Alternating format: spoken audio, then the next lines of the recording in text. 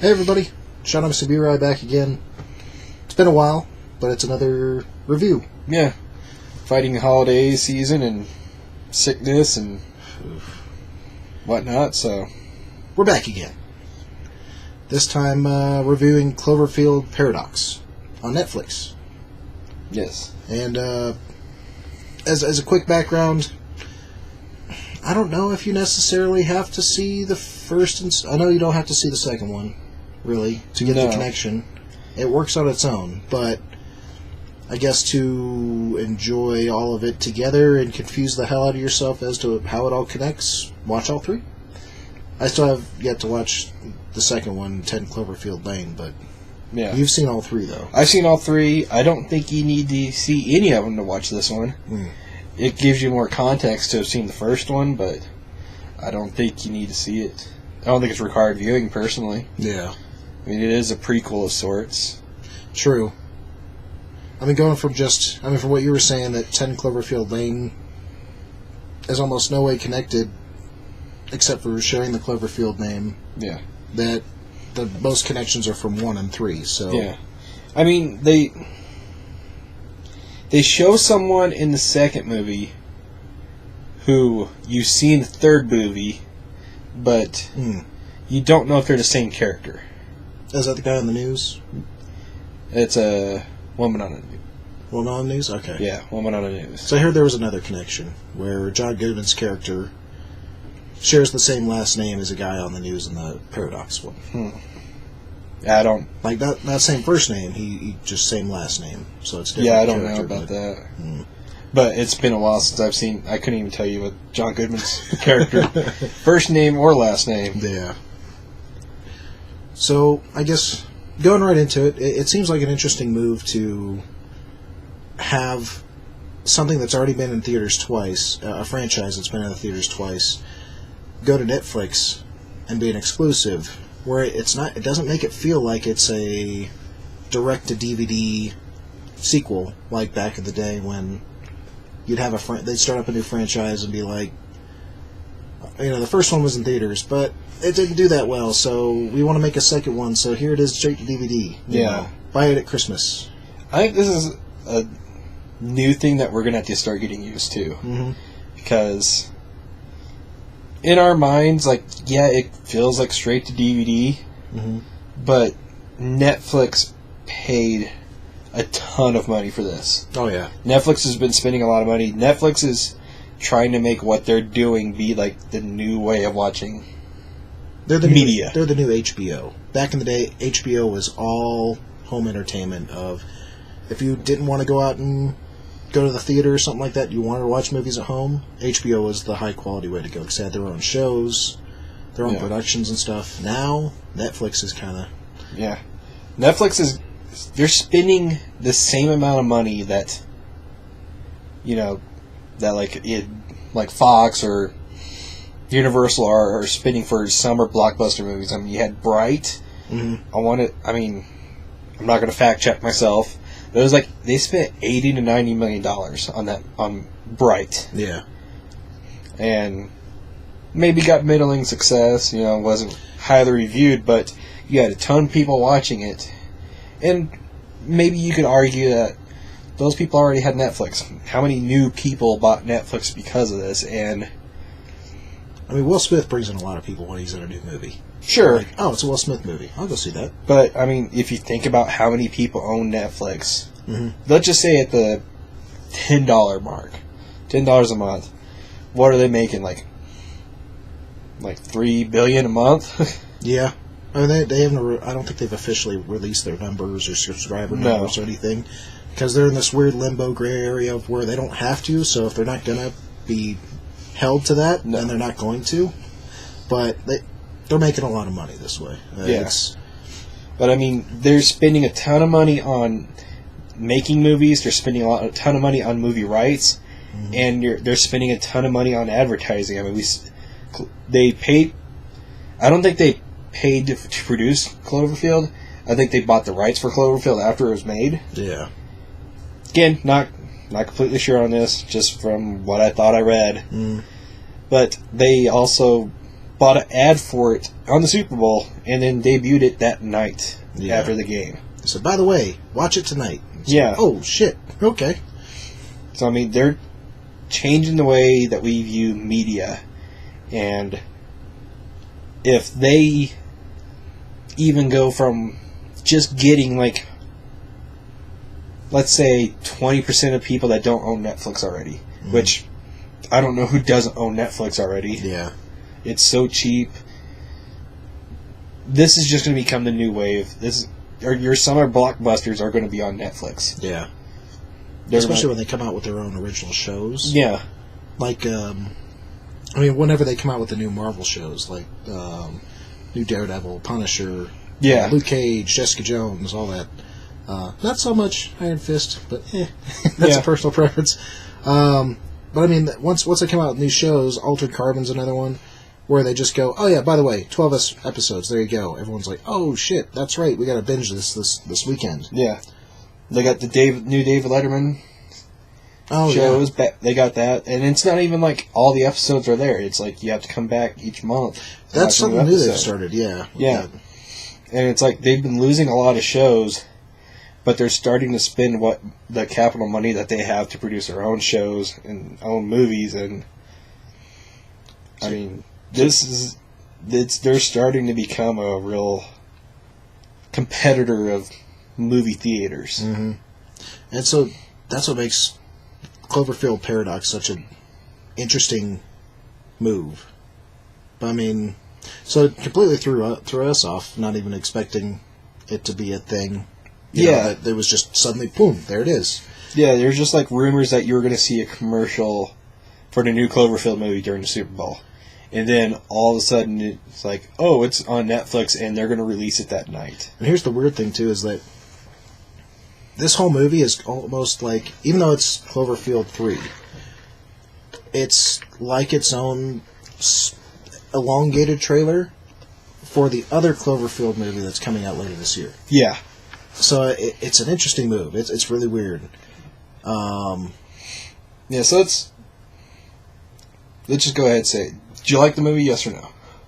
I liked the movie. I'll say I liked it. It's not my favorite that I've sat down and watched recently, but it was enjoyable. I beginning to start to end, it was interesting to watch. Yeah. I've seen all three of these movies. I like this movie. Mm-hmm. I'd probably put it above the first Cloverfield for me personally. Yeah. Just because Cloverfield 1 is... Didn't like the whole shaky cam thing. I watched it in theaters, I got sick, and shaky cam, I get why they do it, but you got to be able to suspend your disbelief that this person is filming all this the whole time. So far, the only effective movie that's used the shaky cam, like... Blair Witch. No, not even Blair Witch. Blair Witch made me sick. It was just, But Hardcore Henry. That's the only one so far I've seen that fits. I got sick just watching the commercial for it. You did. I get real motion sick, but again, like, that one makes sense because you're seeing it from the person's perspective. He's not filming it. It was a video game movie. But it's like, I can't believe that this guy's running around with monsters tearing up city, destroying them, and he's still filming the entire time. Mm-hmm. I can't buy that, personally. Yeah. We're going to go ahead and throw it out there right now. I guess from this point forward, we should do spoilers? Yes. Okay, so up until this point now, you've been spoiler-free. But now onward, spoilers. So just beware. So, they all died. No, I'm just kidding. Just about, though. Yeah. So it was fucking crazy. Cloverfield Paradox. It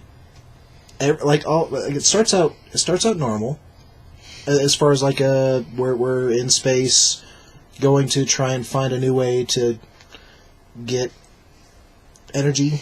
Well, it starts out with like two people talking about like it's the main character Hamilton and her boyfriend/husband. You don't really understand what the relationship is, and they're having an argument because he doesn't want her to go do something, but she has to, and you kind of get the sense that they have a shaky relationship. Yeah, basically, and You don't know why, because it's a Cloverfield movie.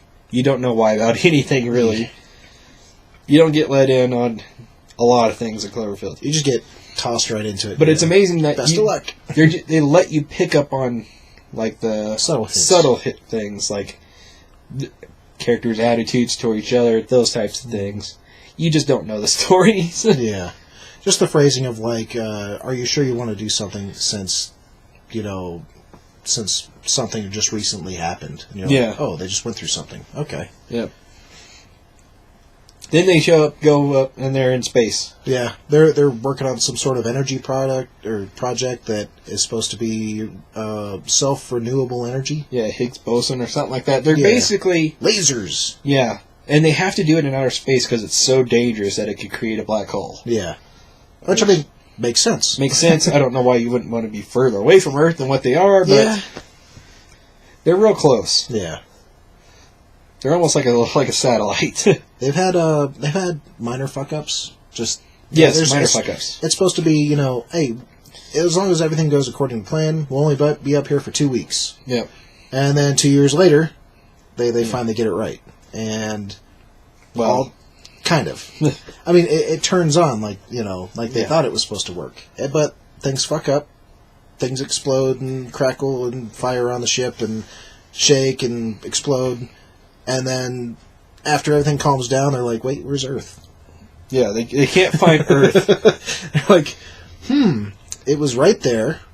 Now it's not. And they lost their, compass for navigation purposes. Just disappeared. It just disappears for some reason. It's just gone. Yeah. And then, weird shit starts happening on the ship. Yeah. First, they start hearing, this screaming. No, first it was the Russian dude. He starts doing this with his face. He's got some weird things happening with his face. He's got... I don't know. They start making little comments like, hey, the nav thing's gone. Hey, all the earthworms inside the container are gone. Yeah. All this little tiny stuff. You're like, okay, weird. And what's it? The Russian dude starts getting really paranoid. And he starts talking to himself. After his eye, suddenly juts... the other way. He's freaking out. He's trying to push it back, and then... he all of a sudden gets a lazy eye for some reason. He starts talking to himself. He goes, excuse me? Yes? Uh-huh. Okay. Right. And then he goes to the 3D printer, makes himself a gun, which I can make bullets somehow. Anyway. He's going to go kill the German dude, because, why not? Germans and Russians have history. He gets stopped because he starts having convulsions. Yeah. Take him to med bay, and then he explodes into earthworms. Well, the lady showed up by this time. Oh, that wasn't until after. No, it was before. Okay. At some point, they hear screaming inside one of the hole panels. Yeah. In one of the hallways. And they're like, the fuck? Everyone's accounted for. Where's the screaming coming from? Yeah. So they rip off the panel. And there's a woman in there for some reason. And she's impaled by shit. Wires and metal rods and... And she knows the lead character's name, Hamilton. She knows Hamilton. Yeah. But she has no recollection of her. Yes. She's like, how do you know my name and who the fuck are you? Mm-hmm. Well, at this point I'm like, go on. I'm interested now. Yeah. Where the fuck is this going? This is weird. It's kind of Event Horizon. Yeah. Much. If you've seen that movie, if you haven't, go see it. It's fucking awesome. But it starts bending in that way, and I'm like, ooh, okay, this is cool. Yeah. Then the stuff with the Russian happens. He ends up dying, and earthworms explode out of him. Mm-hmm. That's where the worms ended up, inside him for some reason. The one dude with the beard, he goes, well, I guess that's where the earthworms are. Or we found the earthworms. Oh, yeah. Mundy. He's from... Was he Australian? No, he's British. British? Okay. Irish, alright. But he's in, what's it called? It's in a BBC show. I'm looking it up. I'll find it here in a second. I think he was the best comedic relief in that entire movie. He was almost the only comedic relief, but all his beats, man, they were right on. I loved it. The few people that are watching this are yelling at me. IT Crowd. Oh, okay. It's a big show over in England, BBC. It's a long-running show. He was in Thor: Dark World? Yeah, he's in Thor: Dark World. That's right, he was the guy on the date. Yes. Yeah, okay. The sea bass. Yes. Yeah. He was also in, That's how I know him. That's how, okay, yeah. he's in Bridesmaids. He's been in a bunch of stuff. Yeah, he's been in a ton of things. He was hilarious. Love Yes. that guy. So yeah, he's like, I guess we found where the earthworms went. And everyone kind of looks at him, he's, whatever. And Yeah, then, he didn't really care for the Russian guy, apparently. Yeah. So, eventually about this point, they're trying to figure out who the hell the one chick is. She claims to be the mission commander, basically. And she doesn't know who anyone else is except for Ava. I don't know if she's mission commander, but she is She was one of the crew that was supposed to go up or something. she was so basically what they did, they've created a paradox and they've traveled into a different universe, Alternate reality. Where, like, the butterfly effect, if, something happened, if Nixon never got impeached and resigned the presidency, if something else happened instead, this is the alternate universe we would have had. Or something along that means, But she was there in place of the Asian lady who was one of the scientists. Oh, yeah. She was there in place of Tam. Tam, that's right. Yeah. Oh, the Jensen, by the way, the girl that we're talking about who's stuck in the wall, she was in Guardians of the Galaxy Volume 2. Oh, she's the a girl golden lady. chick? Okay, yeah. Yeah. Super tall, too. Yeah, very tall. Yeah. She, Big eyes. Brienne of Tarth's sister. Yeah. But, yeah, she's trying to tell Ava, like, okay, you should not trust Schmidt, the German scientist. Who's Ava? Ava? Is it Ava is her name? Who's the lead? Lead is Hamilton. Hamilton? Okay. Whatever her first name is, I think it's Ava. All we've known was Hamilton. Okay. Well, she said it several times to her. I don't remember. Yeah. But she tells her, don't trust Schmidt, the German scientist. So, the commander of Kiel. Kiel, yeah. He knocks him out, throws him into an airlock, and just shuts it and says, you're staying here until further notice. Well, he looked it 'Cause up, and they found, like, logs Yeah. between him and German intelligence. saying, don't, make sure this, Sabotage. what you're doing doesn't work until after we've destroyed Russia, basically. Yeah. And it's just like, oh, fuck. Yeah. Well, what the hell's going on? And the German guy Schmidt, he's played the bad guy from Winter Soldier. Winter Soldier. Yeah, he was Zemo. Yeah. Pretty much if you need like a guy who's just like off-putting, he's the guy you get. Pretty much. Like, because you're like, immediately you see him and like, I don't trust him. Yeah. Whatever he's up to, I don't trust him. Fuck that guy. Yeah. But, I mean, once they realize that they're in a parallel universe, it's actually the logs that they're seeing is the other Schmidt. Yeah, it's the other Schmidt from the other ship. Yeah. And it's like, it's not me, I didn't do this shit, this is wrong, whatever's going on. And you're just not really sure of what's going on at this point. Yeah. It's all in front of you, you just don't know what to make of it. Yeah. 'Cause it's so many facts and details and non-facts that... Yeah. So, it gets to... I guess it gets to one of my favorite parts. Or the Irish guy's putting the panel back. He's putting the panel back where they took... What's her name? Jensen out of. So he's like, fuck it, we gotta keep fixing the ship, so... He's like welding it. He gets done. He's like, okay, good. And he's got his hand on the panel, like he's gonna use it to lean to get up. And then all of a sudden, his arm gets stuck. And he's going, what the fuck? And it just starts swallowing his arm and like dragging him all over that panel. And he gets Keel and Hamilton to like help grab him off, and they yank him out, and his arm's missing. Yeah, his arm's missing for some reason. They're just staring at it. And he's like, what, guys? What? Where's my fucking arm? Yeah, he's pretty calm. He's pretty calm about missing an arm. Yeah. And it's not like he's got a nub. Mm-hmm. It looks like it's cut off. It's bisected. Yeah. And it looks like something you'd see in a museum, basically, because you can see the muscle and the bone, but he's not bleeding. It made me think of The Cell. Yeah. Well, the one Jennifer Lopez movie, where the glass panes come down on the horse and then split apart. Oh, yeah. And you can see the insides of it. That's kind of like what the end of his arm looked like. Yeah. But he's not bleeding. Mm-mm. It wasn't like cut off. It's just not there. And it's just somewhere else. It's just somewhere else. And eventually, I mean, they kind of find it right away. Yeah, like the German guy, he's still in his prison cell. And he starts hearing some banging, and he and his door just opens on its own. It's like, oh, okay, thanks for letting me out, guys. And nobody's there, and he starts hearing some banging, and he's like, walks down the hall, and he sees something. Hey guys, he calls over here in the com. You guys might want to come down here. Who let you out? Like, that's not important. You need to come check this out. Yeah, and it's the guy's arm. It's just dragging the grate and then going forward a little bit. Yeah.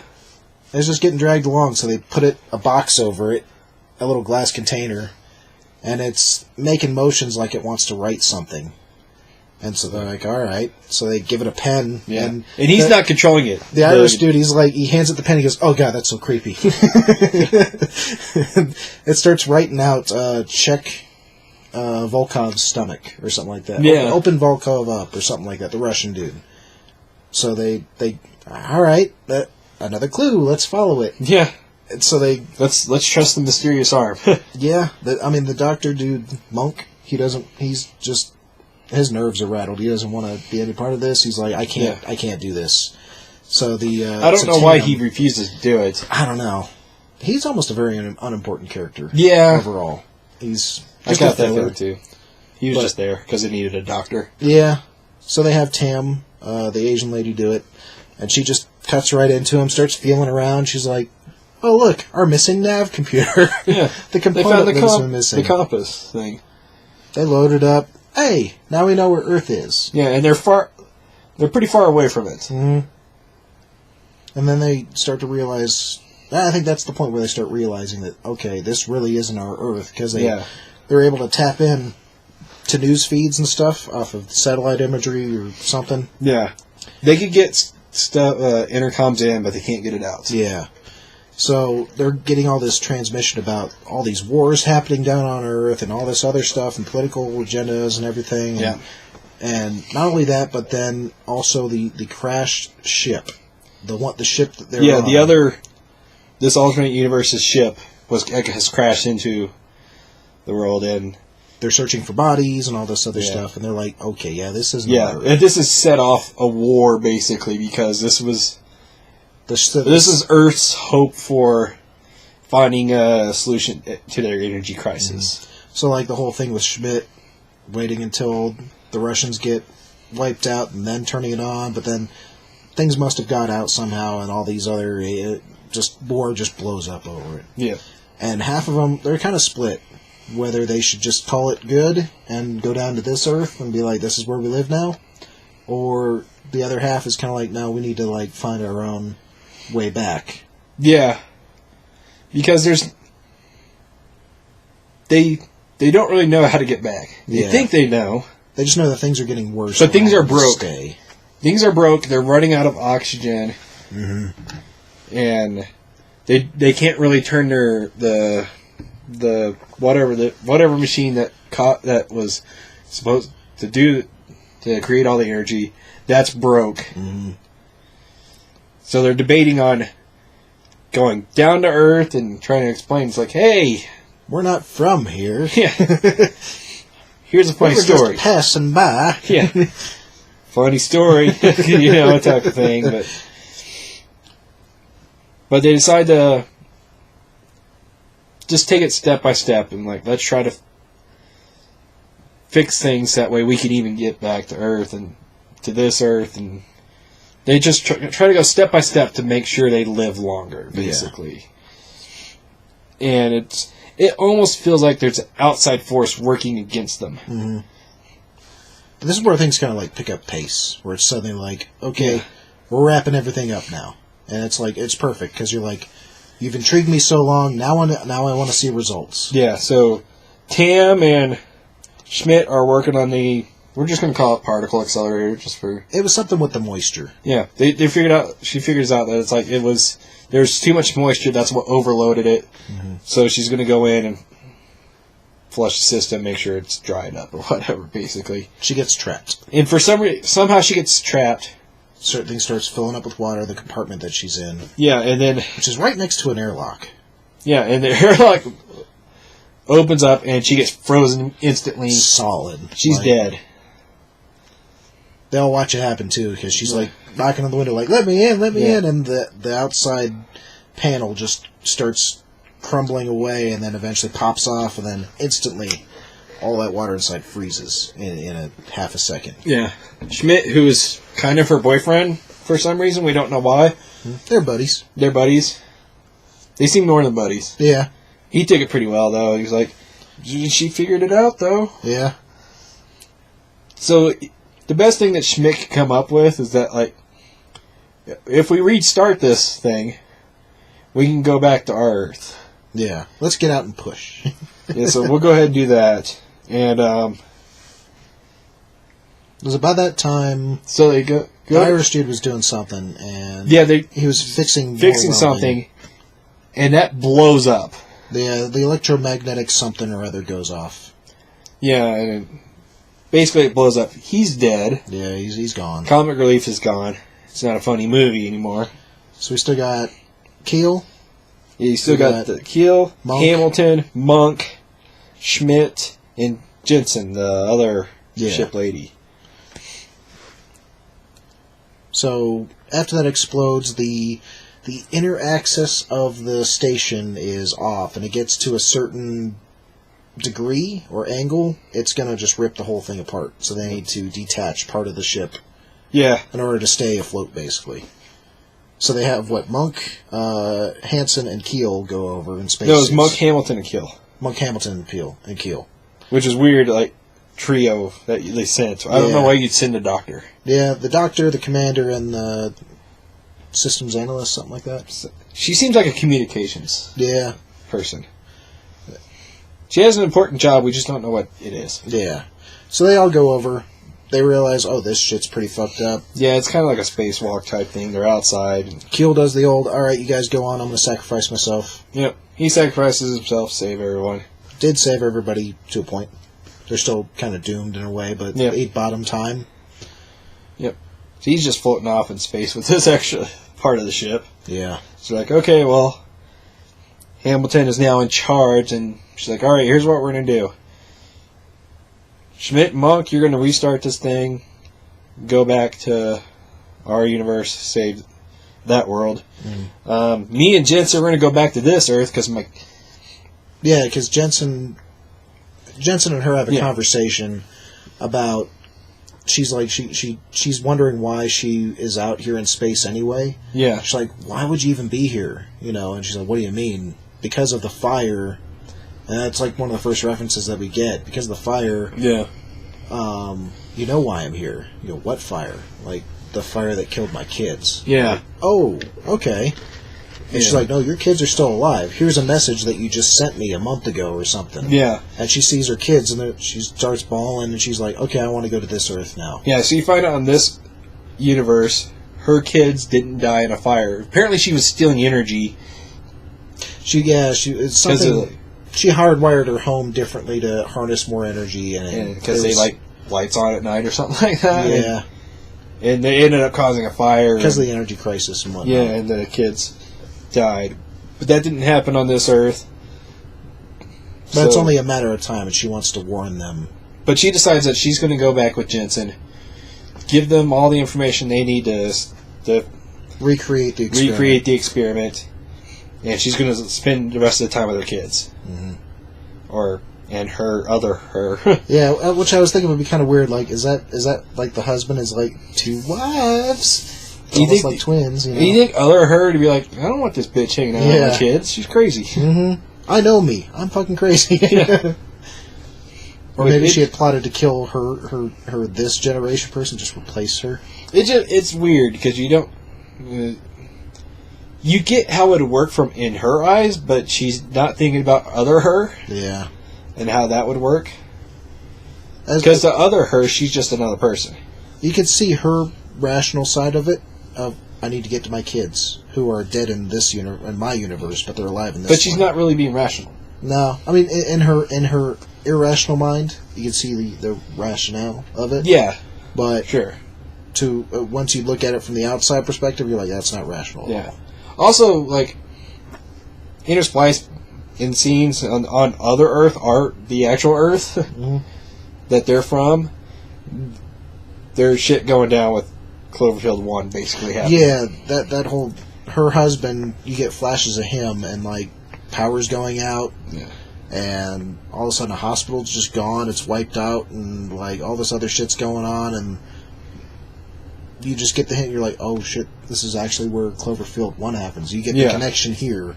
Yeah. And... Because at the very beginning... I know we're kind of jumping all over the place, but it's hard to like get a linear path with this movie. Yeah. But at the very beginning, there's the guy that's on TV telling people like we shouldn't be running this experiment.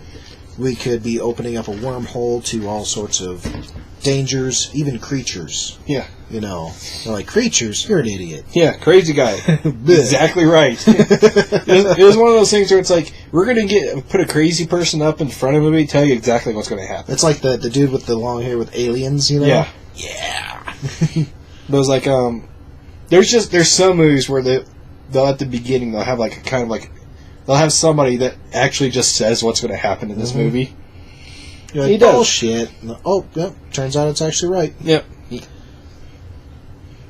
So back where we were, yeah, she's going to go back with Jensen in the pod and be weird, be a double mom. Yeah, they have an escape pod that they're going to go into. And Jensen cold cocks her. Yeah. Knocks her out. Goes and kills Monk because he's got a key that she needs. Was that why? Yeah, he had a key on him that was going to control the space station because she didn't want that thing leaving. See, I kind of forgot that they. I thought that they forgot that they had him, and they're like, "Oh yeah, we have this guy. Let's just kill him off." That's pretty much what it was, but that's how they had it fit in because she kills him, turn the machine on. Hamilton wakes up, starts heading back because she's like, "Oh, that bitch." Mm-hmm. Doesn't know why she's doing this, but she's trying to ruin things. She's trying to sabotage everything. Yeah, but she was also like going to let her go back home. Yeah, she's just going to make sure she wasn't going to get her in her way. Yeah, and she catches up to her. She's already shot the German guy. Yeah, shot him in the stomach. He's okay. Mm. He's fine with it. He's going to walk it off. Yeah, he's going to rub some dirt on it. Grabs a wrench just as Hamilton comes in the room. And knocks Jensen's legs out from underneath her. Yeah, she trips. Then they kind of have a scuffle a little bit, and she shoots him again. Yeah, shoots him again in the shoulder, and then Hamilton runs away, goes to like the dining room area of the ship. Yeah, where the arm is, and they kept showing the arm, but they didn't do anything with it, which was like, why even show the arm if nothing's going to happen? Yeah.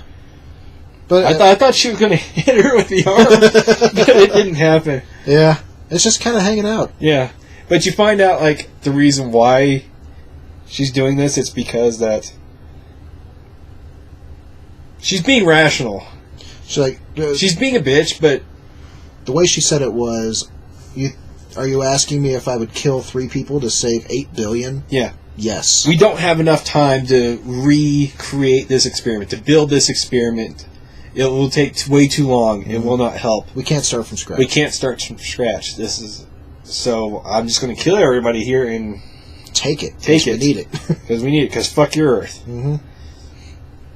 And makes sense from her point of view.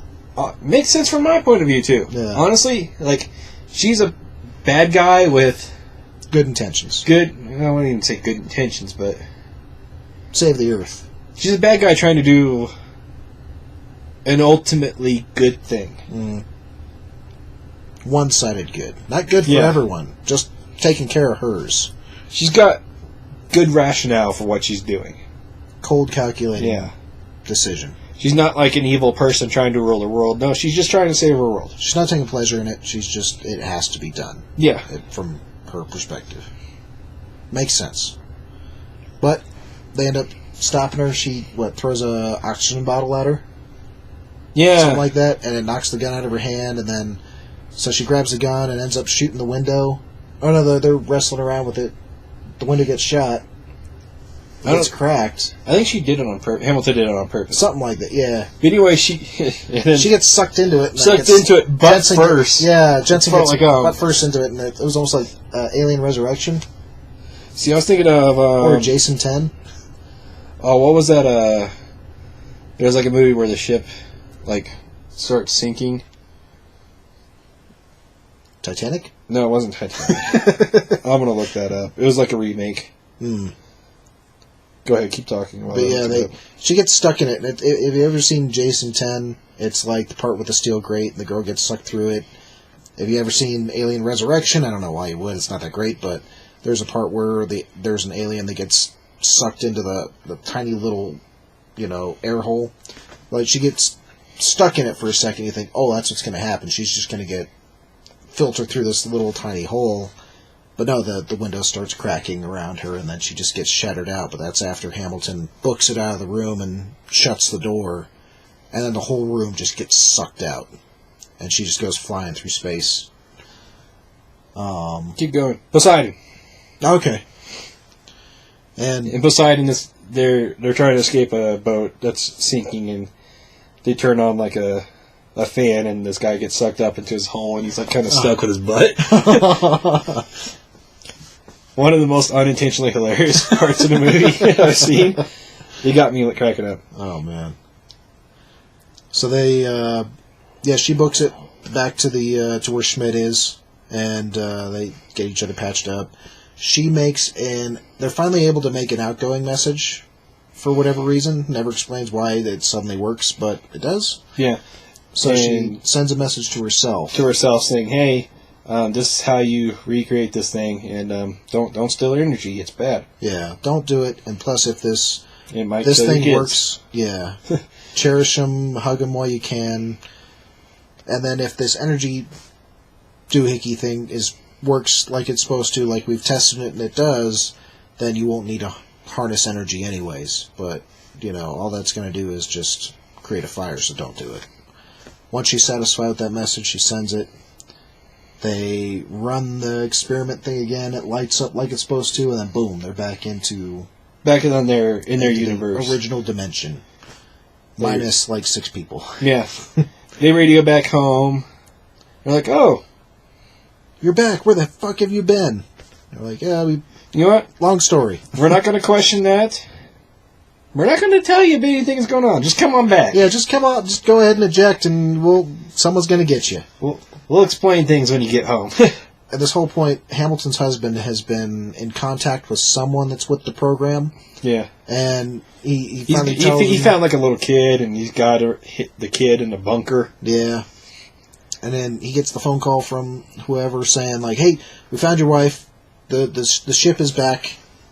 Don't know how to explain it, but it's there. She's coming back to Earth now. He's like, what? You told her to come back? Are you fucking mental? Do you know what's going on down here? Yeah. He starts yelling into the phone. Tell her to go back. Yeah. Tell them to go back.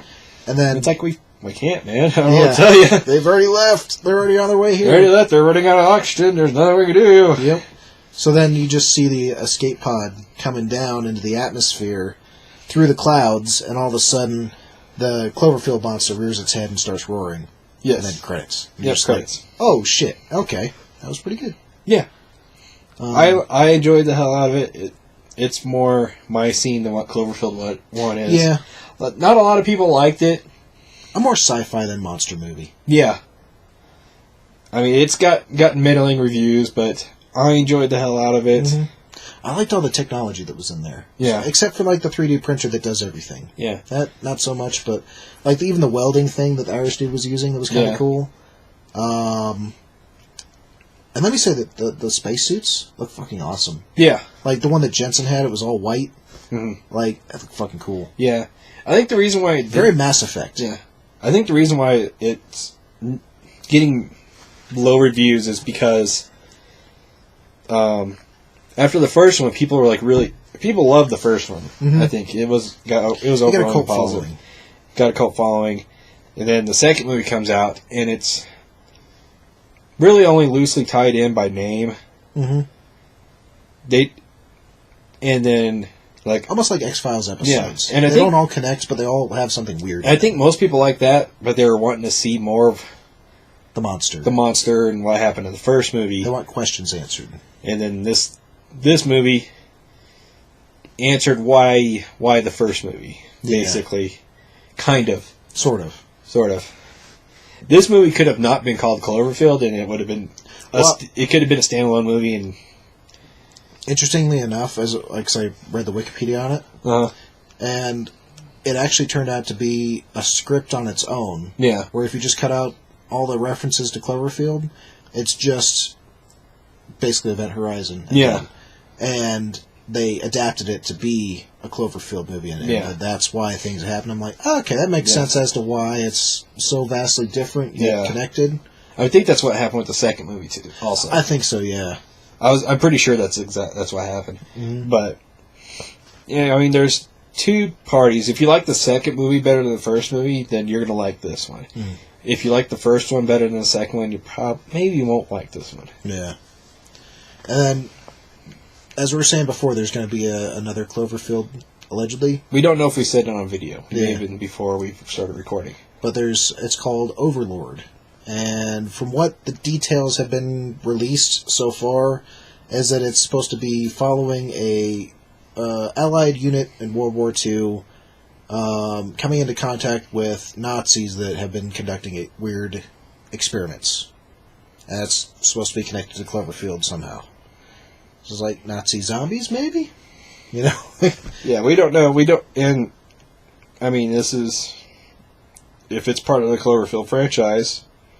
Everything we were told could have been bullshit. Mm-hmm. J.J. Abrams is the master of deception and misdirection. You know, that he likes keeping secrets and keeping things under wraps very tight. So, well, it's like the first movie, Cloverfield. It had like a. They went through so many test names or screen names. It had a bunch of different screen names, and we didn't get like a trailer till like 3 months before it came out, something like that. Yeah. The second movie, it was kind of the same thing. It was only like a few months before we got the trailer before it actually came out. And this one, we got the trailer the same night it came out. Right. So the next one, we're going to get the trailer, but we would have already seen it, most likely. Mm-hmm. That's how mysterious it is. Yeah. They're like, oh, it was that movie you watched. And like, oh. What? Yeah. And the fifth movie, we've seen it already. Mm-hmm. It came out 20 years ago. You just didn't know. Yeah, exactly. That's how it goes. You know, fourth one you'll see before the trailer. The fifth one we've already seen. Yeah. The sixth one's a book that you read in kindergarten. It's an erotic novella. Yeah. So, I mean, okay, let's go ahead and jump to scores. What would you give this movie? Oh man. I give it a 7 kaijus out of 10. That's respectable. I would give it a 3.7 self-propelling arms out of 5.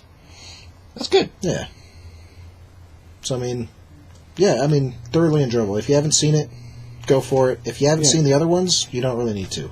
Yeah. Just watch it. And it's on Netflix. If you've already got Netflix, why not watch it? If you got an hour and a half, why not? Yeah, that's another thing. It's a short movie. Mm-hmm. It's not like all these other movies that are coming out theaters that are 2 hours long, where it's like, you're on the fence about, but it's like, oh, it's so long. It's almost to the point where we need, what was it called? The breaks in between. The intermissions. We almost need intermissions again, just so we can go take a piss and then come back and not miss anything. Yeah. Because of these movies are getting too long. Yeah, this one's a breeze, 90 minutes. Mm-hmm. And it's on Netflix.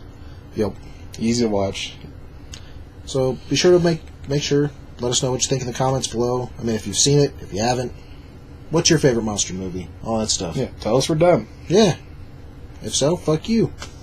But hey, thanks for watching. We'll see y'all next time. Bye. Later.